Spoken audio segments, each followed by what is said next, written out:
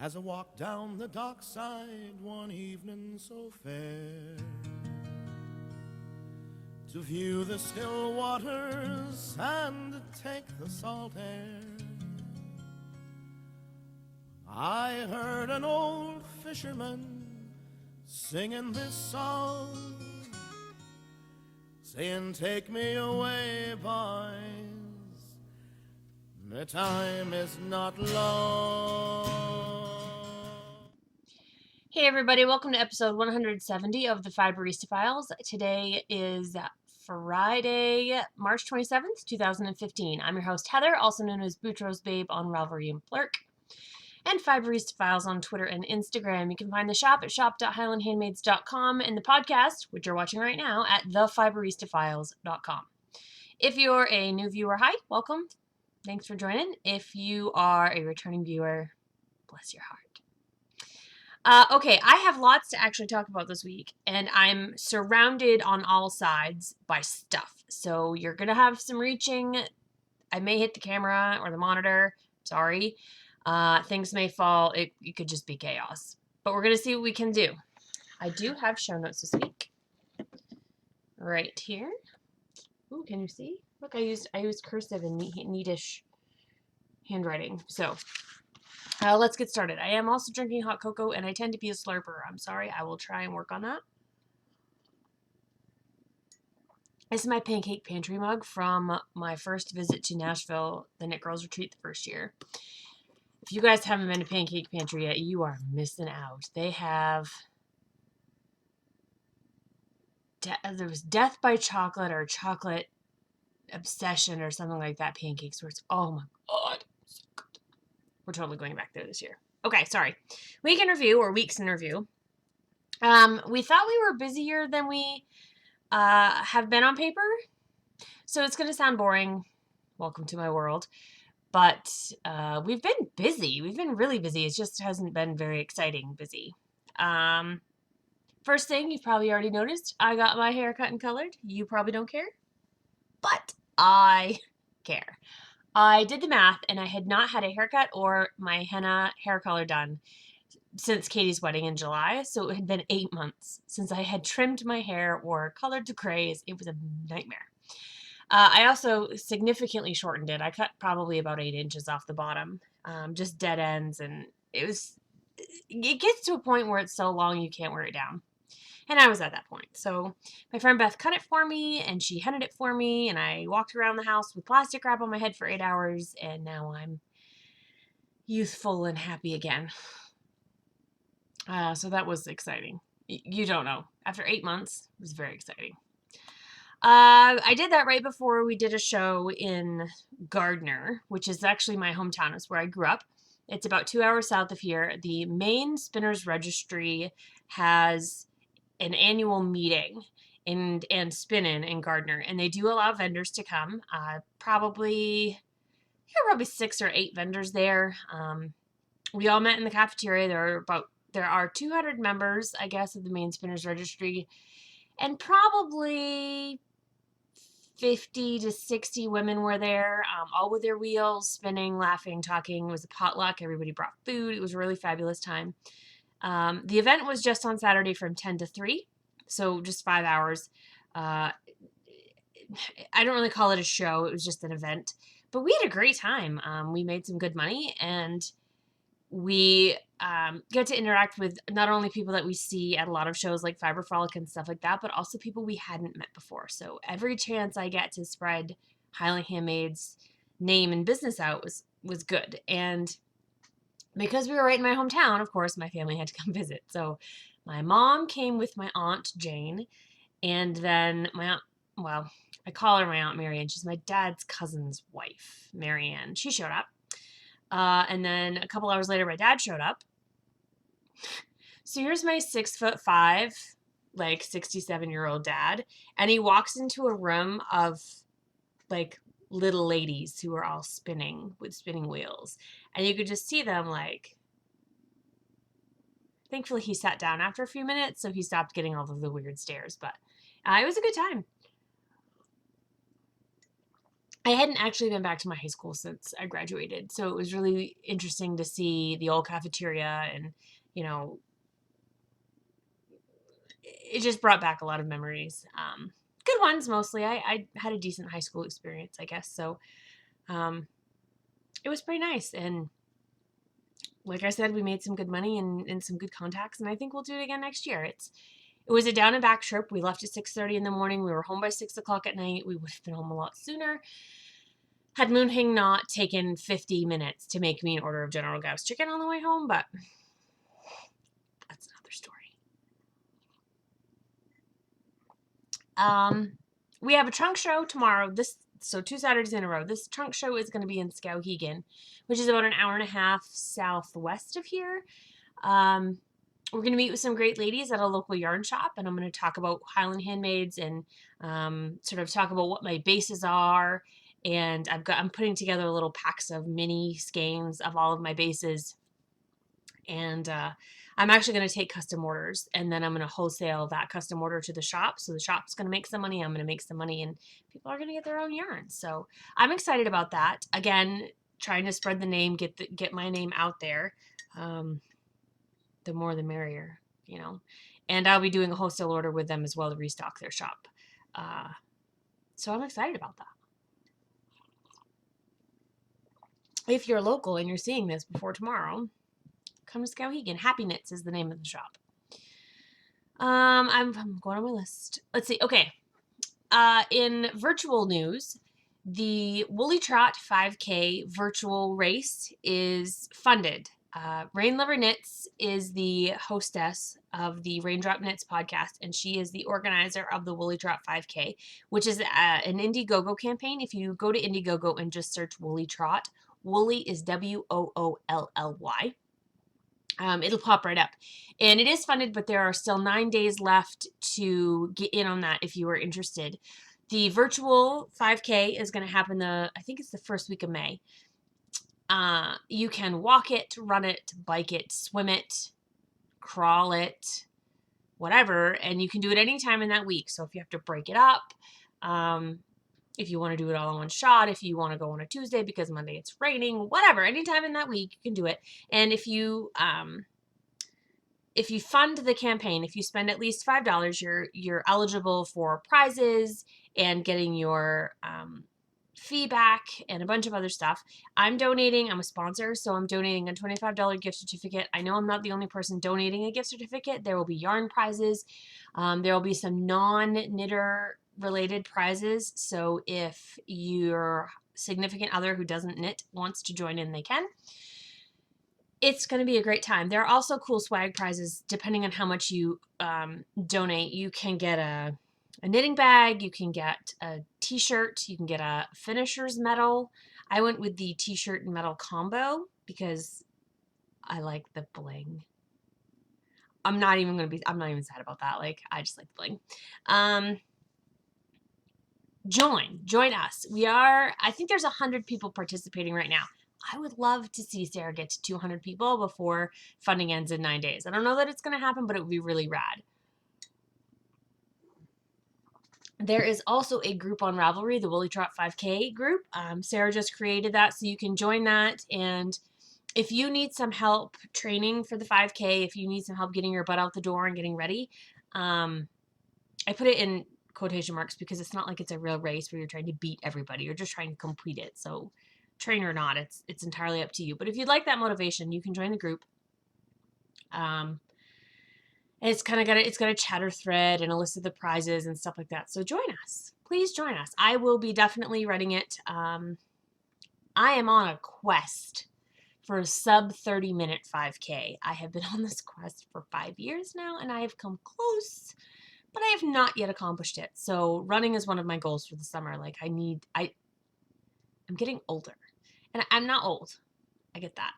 But my days of PRs are probably dwindling. So I need to do it. I'm wearing my run necklace to remind me to run. And in fact, I ran today. I did. I ran, well, about an hour ago. It's why my hair's wet and still sort of scraggly, because this is my post-run, post-shower hair. You guys are really glad I showered, trust me. Okay, sorry. Speaking of Indiegogos, I have funded another Indiegogo that, if you are a fan of geek culture stuff like I am, this might interest you. If you have ever seen the movie Super Troopers, good for you. If you've seen it more than once, you know it's very, very funny. The first time I watched Super Troopers, I thought it was insanely stupid. But I've watched it a dozen times now, and I think it's hilarious. I can't get enough of Super Troopers. Super Troopers 2 is happening, and they've published the Broken Lizard, which is the 5 core guys. Rabbit, Ramathorn, Farva, and the other 2. They've set up an Indiegogo. They needed $2 million to make the movie, and the more money they make, the better the movie will be. Okay? They were funded at $2 million in about 25 hours. I donated at the $75 level, which gets me the swag of aviator sunglasses, so I can look like a real Super Trooper, a badge, oh yes, a collectible badge, a fake mustache, and a Super Troopers t-shirt. So when the movie comes out, and I get a free movie ticket too, to up to $13 to go see the movie. So when the movie comes out, I am going to go to the premiere of the movie with my sunglasses, mustache, badge, and t-shirt. Oh my god, the geek in me is so happy. You don't even know. They've just started their campaign, so they still have like 28 days or something ridiculous to be funded. So if you search Super Troopers 2, the time is meow. It's the subtitle, which if you've watched it, you get it. Donate. There's going to be some good stuff there. And they've added updates, video updates, and new swag options as well. So keep checking back if you've already donated, because they keep adding cool stuff. Okay. Now to more local stuff. The snow has begun melting. We have had 2 days of above 40-degree temperatures. 49 yesterday and 45 today. Now, yesterday it did also rain quite a bit, which is rapidly dwindling our snowpack. Thank the Lord. We are so ready for spring. After the February we had, that was just crazy snow. We're so ready. So ready. I did yoga this morning at the Y. And I wasn't super sure I wanted to run because I felt all good and loose and like relaxed after yoga. But then I was like, it's too beautiful. I have to go. So I did. And I'm glad I did. Really ready for spring. I'm sure we will probably get one more snowstorm before the end. But we're just going to take every warm day that we can. Okay, April 6th. April 6th is a Monday, I believe. And on April 6th, my husband, who has had a knee surgery and a knee procedure since December, is going in for another knee surgery. This is smaller than the first one. It's arthroscopic in nature, but they need to release some tendons and scar tissue that is preventing him from being able to bend his leg. That's what the procedure was that they did a few weeks ago, but it's not enough. He needs more. So if you are in good with God, if you are the praying sort, and you want to offer up a prayer on April 6th, we would appreciate it. I'm ready to tap out. I'm tired of seeing him in pain. I'm tired of seeing him struggle and be frustrated. The poor boy just wants his life back. He just wants to be able to walk the dog and go outside and not use a crutch. And I feel bad for him. So hopefully this will help. We'll see. The amount of faith I have in these procedures working is dwindling faster than the snowpack. Okay, 2 more things and then we'll move on to knitting. I am officially visiting Maryland in the month of May. Well, that's right, boys and girls. I'm going to be a consumer at Maryland Sheep and Wool this year. I'm not vending. I haven't even applied to get on the wait list yet. But my friends Monica and Christine, who were already planning to go to MDSW, have invited me along. Bless their hearts. They have no idea what they're getting themselves into. But by the time they figure it out, it'll be too late. So I'm going to MDSW. I have never been to Maryland Sheep and Wool. Katie and I have kicked around the idea of her flying down before, but the weather has never been just right. So I'm going to go in the car with Christine and Monica. I am also, I believe, on Sunday at the Maryland Sheep and Wool going to finally meet Silly Fru in real life. She and I are good friends but have not met in real life yet. She lives in South Carolina. I live in Maine. So I'm really looking forward to that. It's going to be a great weekend. I'm going to get away and can't wait from the business for the weekend and just be a consumer and a knitter and somebody who likes fleece. And I'm really excited. So you have to tell me. I'll try and remember to put up a thread in the Ravelry group for this episode. And in the episode thread, tell me, who do I need to visit at Maryland Sheep and Wool's booth? Because I've not been down there. And if there's anything local to that area that I haven't seen before, I won't have any idea. So tell me, what should I visit? Whose booth should I go to at MDSW?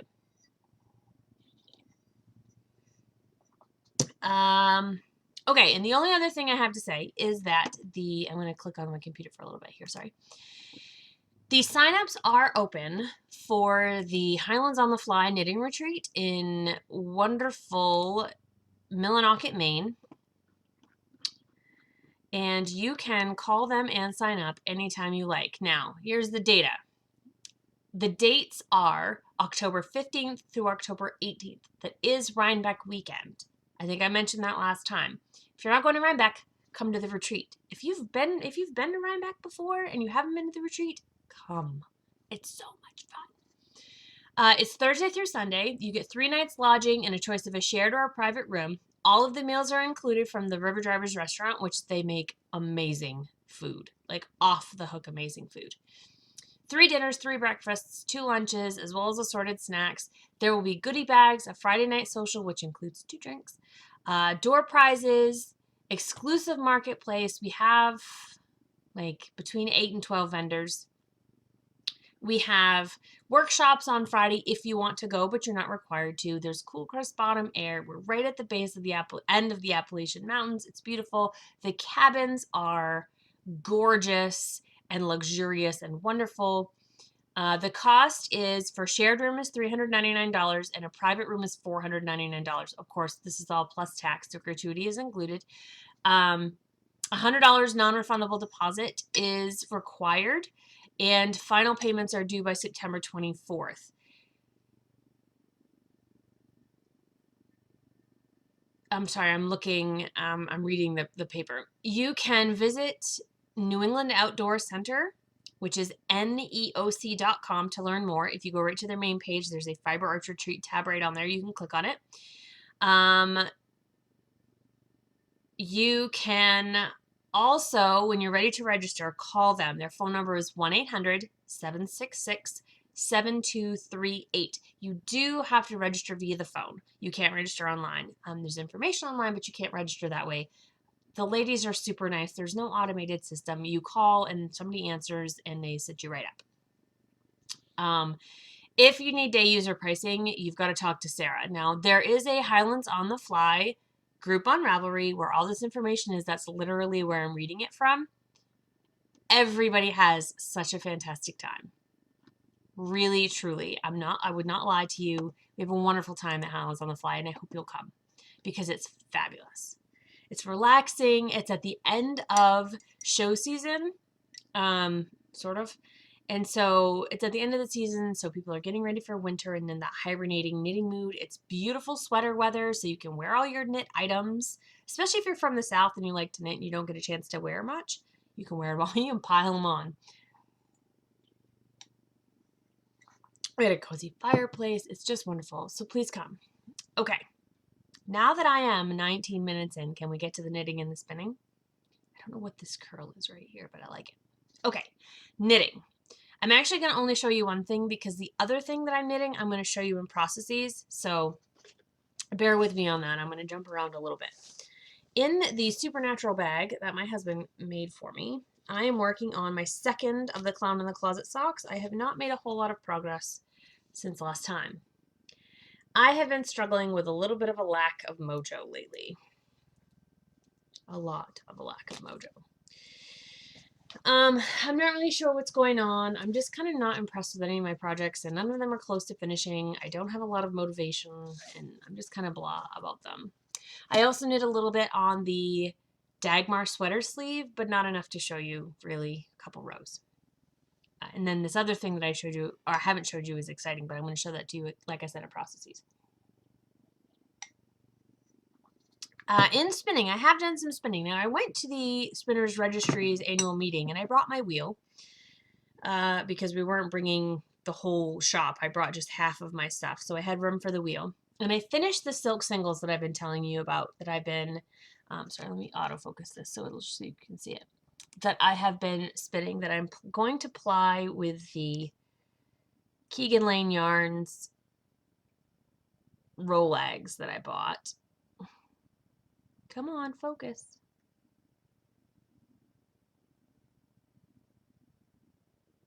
And maybe it's not going to focus. There it goes. Oh, there it goes. You can see that this is sort of noily, however you want to say it. It's a textured silk. And it's spun fine. I was just really ready to be done with it because silk does spin so fine. It takes a lifetime to spin any kind of quantity here. Let me see if I can't get a single out here so you can see. Use my pencil to show you how thin the singles are. I don't know if you can see. That's how thin the singles are. And it took forever. So I was really ready to be done that, and I'm glad it's done. This is probably not quite 2 ounces, but neither is the singles of the Keegan Lane Yarns, so it's going to work out. And then I was at the retreat, or the annual meeting, and I finished the singles of the silk, so I was like, well, I got to spin something. And of course, all I had was my stuff. So I picked up one of the bats that I had carded that hadn't sold. And this is what I'm spinning. This is an alpaca silk braid of fiber. It's black alpaca and silk, and then I just threw a ton of Angelina in it. And what happened was, as I spun it, I decided that I wanted it to be kind of a thicker, I want it to be like a heavy worsted, almost bulky yarn. So here's what the singles look like on my wheel. This is 3/4 of it. I've got just that little bit left. And I am really enjoying this. I love how the sparkle pops a lot more in the yarn than it does in the fiber. I've just got to finish this. Spinning thick is a real challenge for me. I have a tendency to over twist because my feet are going too fast for how much twist you can really put in a thicker yarn. But it's almost done, so I need to just finish it. I am going to apply it because it's alpaca and I don't want it to drift apart if there are any underspun sections. So applying it will make it a little bit stronger. It's going to be nice, good, bulky yarn. And I think I am going to put it in the shop. So it's like the never-ending cup of hot cocoa, I swear. Okay. Dye pots. This is what you guys are here for. I know. There will be a shop update on Sunday, March 29th at noon Eastern Standard Time. Now, daylight savings time is over, so instead of it being EDT, it's now EST for the summer. So, let me show you what's going on. I'm going to have self-striping sock yarn, which I'll talk about in a second, bats, 2 bags of pony style Rolegs, which I'll show you in a second, as well as several types of sugar maple sock yarn. If you're following my Instagram feed, you've probably I just posted a picture this morning of the drying rack, and whatever doesn't get picked up by the yarn shop that I'm going to tomorrow will be in the update. Sorry, my phone was just blinking. Oh, shoot. Sandy, I was supposed to call you. I'm sorry. Crap. Sandy's been waiting for me to tell her that I was able to be called. Oh, crap. And it's late now, too. Sandy, I will call you tomorrow. So, the pony style Rolegs are $20 each. This one's Corriedale, this one's alpaca. And they're both labeled Pegasus farts. One is gray, one is white, or ecru. It's going to be hard for you to see in the bag. Maybe not. This is just like that bat that I just showed you. It is fiber and then just filled with glitz. And what I did was I rainbowed the glitz. So it starts yellow and one end goes yellow, watermelon, red, pink, light purple, indigo, blue, and then holographic. So, and the order is the same in the other one as well. I don't know how well you can see. You can see the red glitz in there pretty well. There are 6 pony style Rolex in each bag. This is the other one. You can see that a little bit better, I think. The color kind of comes through. And when you spin it, it will look a lot like what I showed you on my bobbin just a bit ago. These are a lot of fun to spin, especially if you either love to spin or would like to practice spinning woolen style, fuzzy. They're great for supported long draw, stuff like that. All right. I am also going to have bats. Now I have some plain alpaca bats in dark brown, fawn, and gray, as well as my usual carded bats that are highly bright and sunshiny. This is not as mustard as it's showing. It's more of a goldeny orange yellow. That's probably more accurate if you can see that. This is called Limned, L-I-M-N-E-D, like liminal. And it is a mix of Polworth, silk, and mohair. It's 117 grams. I'll have several colored bats, like I said, as well as the 100% natural bats. I haven't done bat update in a while, so if you like to spin bats, there's your chance. These bats are all 100 grams or more, or at least the dyed ones are 100 grams or more. The all-natural bats are quite a bit fluffier, so they're a little bit less in weight. They're like 75 grams. Anywho, they're one bat. A lot of people who have smaller drum carders have to layer like 3 bats to get 4 ounces or 100 grams. And I have an extra wide drum carder, so I don't have to do that. So I can put all of the 100 grams on in a single bat. So just so that you know that for spinning purposes. Okay. Oh, I forgot to tell you, I'm also going to have some drop spindles in this update. You see my poor dog is on the couch like, who are you talking to, Mom? So there will be some top roll drop spindles in various sizes in the update as well. I don't have those to show you, but they are going to be there. Okay, self-striping. I had to turn my page.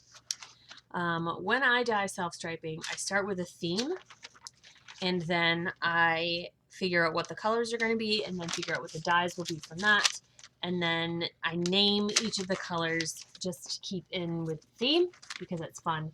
This is what my self-striping looks like. Now, I'm not going to tell you what all the names of the colors are. You can read them when I put the shop listings up.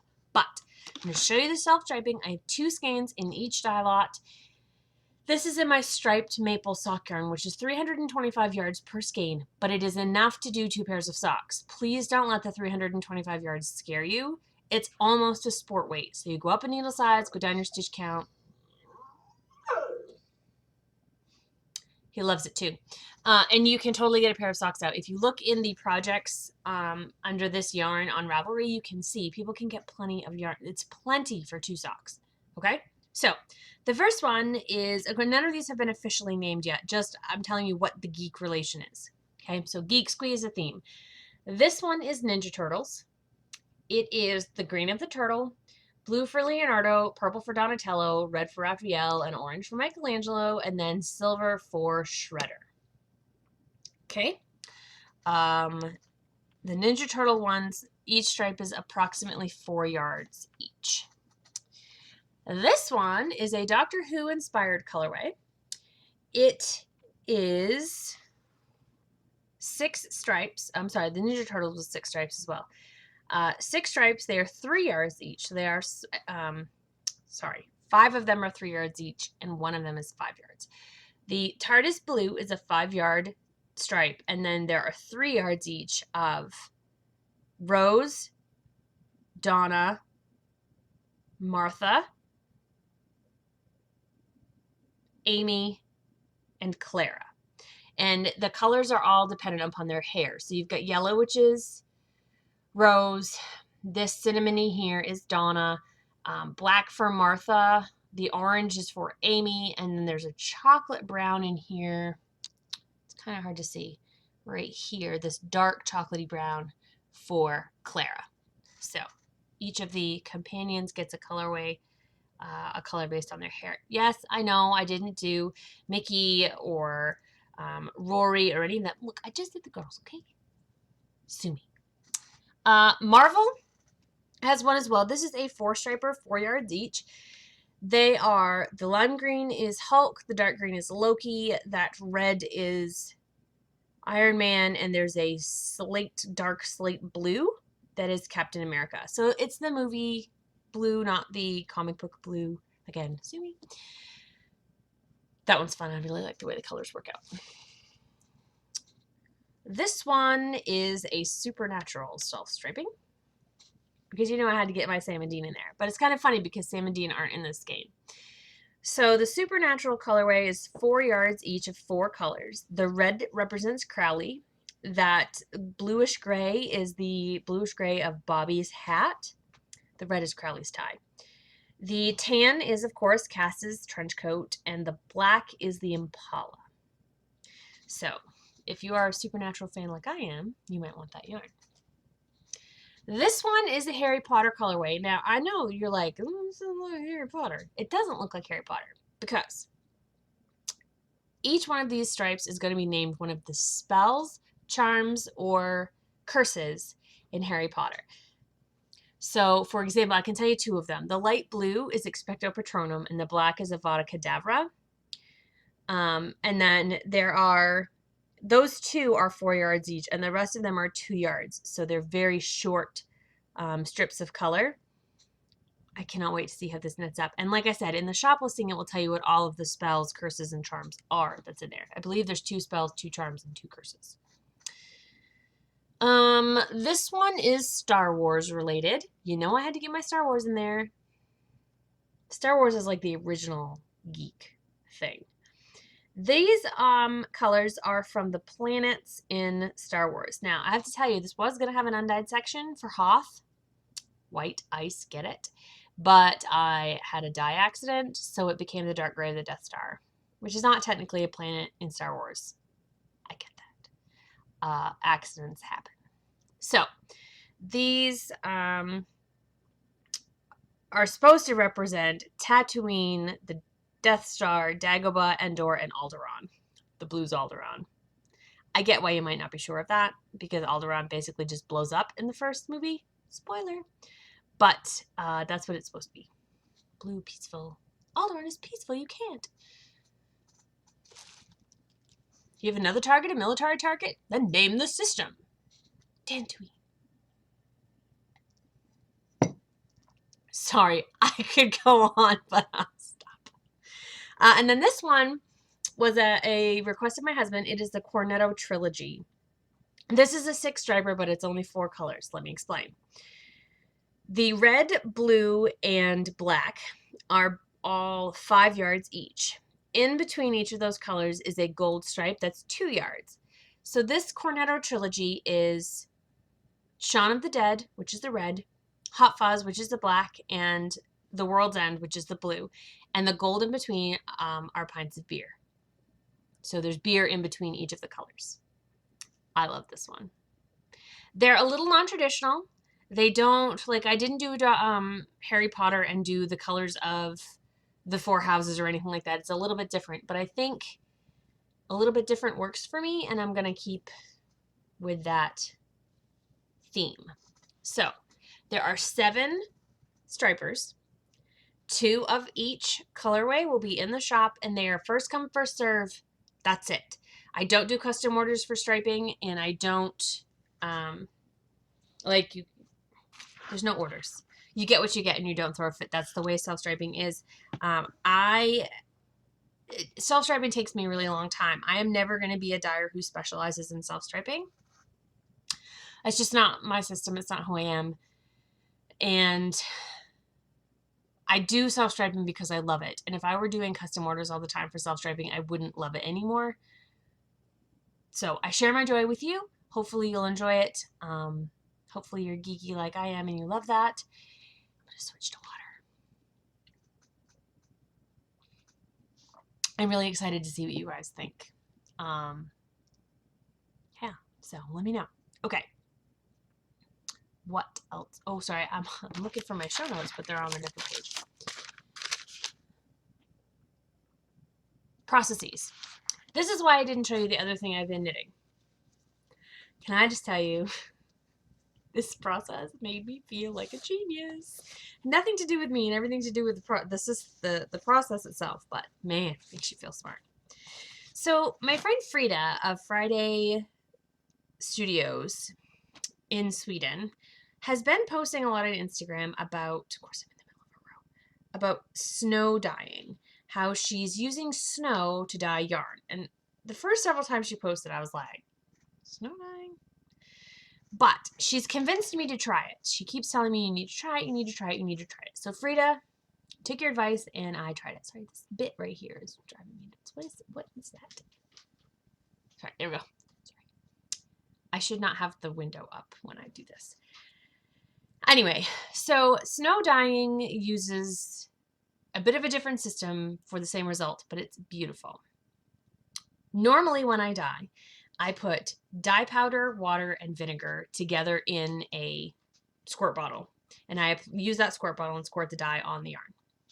Snow dyeing is a little bit different in that I put the yarn in a vinegar bath, wrung it out. So I had plenty of vinegar in it because I didn't know how well it was going to take the dye. So I really kind of highly vinegared it. And then I set it on the rack that I use to dye or hand paint yarn on, so that it's a grid. It's a cookie sheet cooling rack. It's nothing special. Anyway, so I put it on the cooling rack, and then I covered the yarn with a layer of snow. Right out of my yard, all I have is snow. So I got some snow and packed it all on there. And what I did then was I took the dyes and I took a small spoon and just sort of tapped the spoon and applied the dye onto the surface of the snow. And I put a picture on Instagram, and I will put pictures at the end as well, so that you can see when I first did it what it looked like. And the point is that as the snow melts, the dye hits the yarn in different areas at different rates, causes different levels of saturation, blends more. It really sort of is a slow process, and that slow process creates different effects than the way that I normally do it. It is slow in that you have to wait like 4 hours for the snow to melt before you can heat set the yarn. Now, if you Google snow dyeing, you will get a bunch of tutorials that tell you to use Procyon dyes. I don't have Procyon dyes. I have acid dyes. Acid dyes need to be heat set. So what I did was, after the snow had all melted off and the yarn was done, I slid it carefully into a tray and I put it in my oven and I cooked it for an hour, just like I normally do, to heat set those dyes. And then I rinsed it. Rinsing did take a little bit more because the dye powder isn't dissolved into liquid. It's not a solution. So some of the dye powder stayed on the yarn after the snow was melted. So I had to rinse some of that out. So the red especially was a little bit tricky to rinse. But the dye set beautifully. Beautifully. I'm going to show you what it looks like. So this is my yarn. I did sort of a darkened rainbow. And if you look at the picture at the end, you'll see what it looked like in the beginning. And so this is how it turned out. It's incredibly vibrant. It is incredibly rich and saturated, and there's a ton of different tones in it, and I freaking love it. I am knitting a cattywampus hat. The cattywampus hat pattern is for DK light worsted wool, and I'm using a sock yarn, so it's going to take me a while. So you'll see this all. This is a provisional cast on. The pink is nothing. And then this is how it's knitting up. The pattern is by Elizabeth Green Musselman of Dark Matter Knits. And it is a paid-for pattern, but it is awesome. And when you knit it, it's the most clever thing ever. This looks round, but it's not really round. You can see I'm knitting back and forth. And you knit the hat back and forth and use short rows. And when you're all done, you Kitchener the two ends together and you create this hat. It's fabulous. And you can make it beady or slouchy. I am making it slouchy. And I'm very excited about it. I can't wait to see how this yarn knits up. The cattywampus hat is really sort of designed for variegated and hand painted yarn. So you can see there's pearl ridges in it. I'm not hopefully giving too much away. You should buy this hat pattern if you haven't already. It's perfect for those one skein, you know, awesome sauce yarns. How much, seriously, how beautiful is that? I will be snow dyeing again because I was so pleased with this. The problem with snow dyeing is I can't do it for production. I can do one skein at a time, and it takes 4 hours a skein plus cook time. There's no way to speed that process up, okay? So I will have some in the shop. Hopefully not this weekend, not this update, but next update. I don't know how many. No guarantees. Again, it'll be just like the self-striping. It'll be you get what you get and you don't throw a fit. I just loved trying something new. I've been doing some experiments lately with immersion dyeing and modified kettle dyeing and getting that creativity back that I didn't have during show season last year. And it's been so much fun. And thank you so much, Frida, for encouraging me to try this because it was awesome. I just loved it. And in fact, I've posted several pictures about this, and people have been really kind about this, and I think Katie even wants to come up and do it. So, Katie, come on up. We've got plenty of snow, at least for now. So, anyway, that's that. Now, growth. Really quick, I am sending 2 orders of spindles out. One of them is One Lupin, which is a yarn store in Bangor, and I hope to be possibly teaching intro to spinning class at One Lupin in Bangor in May or June. So keep your eye out for that if you're local. And then that just leaves Grabby Hands. Whew, I feel like I've been talking forever, but it's only 41 minutes. So I am very fortunate to be in an industry that is filled with awesome people. And when I first got in with On the Round, which is the yarn shop that Katie is local to Katie,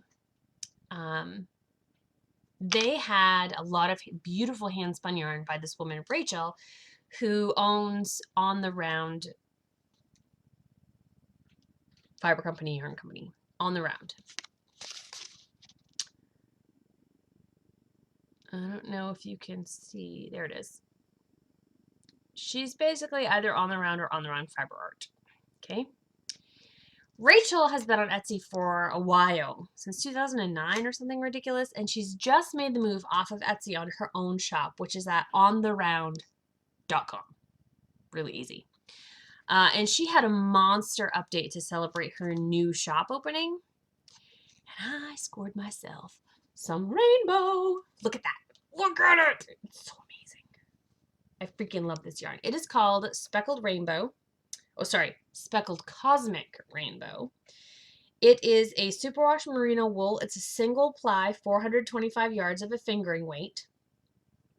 Machine wash, air dry flat. And this, I believe, is going to become a Shield Maiden. Fru and Dana of Unwind Yarn Company have both made Shield Maidens recently, and I'm in love with it. So I think I'm going to make this a Shield Maiden. I think. I just love it. It's so smooshy and wonderful. And what's funny is my friend Monica, who's taking me to MDSW, bought the exact same yarn. So that's Grabby Hands. Go to ontheround.com and shop with Rachel and tell her I sent you. She will be thrilled to hear that. She's amazing. Amazing. I follow her on Instagram, and she's always got a baby strapped to her chest while she's spinning, and she just works all the time. She's crazy. She went back to work like 3 days after having her kid. She is insane, that woman, but in the best possible way. We love you, Rachel. I'm hoping to get together with Rachel and Katie soon for like a make things day. We'll go down to Katie's house and make stuff and maybe record. Katie needs baby practice anyway. Actually, that's a lie. Katie has got like a cajillion and 5 cousins, so she doesn't need any baby practice. I certainly don't need any baby practice. But On the Round, Rachel has she's an adorable son named Parker. Hashtag Parker don't care. And we just like to hang out with him. So anyway, I'm rambling. It's 44 minutes in, probably 45 minutes once I add the pictures at the beginning. So I will let you guys go. If you are in the Skowhegan area tomorrow, stop by. Shop update is Sunday at noon Eastern Standard Time. So that's like, what, 5 p.m. in England and 9 a.m. in California? Ish? You might want to check the World Cup calendar for that because I'm really, really bad at time zone stuff. Katie can do time zones and she can do it in Zulu time, which pilots talk about. Like, I can't do it. I can't even explain it. But anyhow, so I hope that you guys enjoyed this episode. Feel free to leave a comment, join the group, leave an iTunes review, stop by and say hey. I can take criticism. I can take compliments.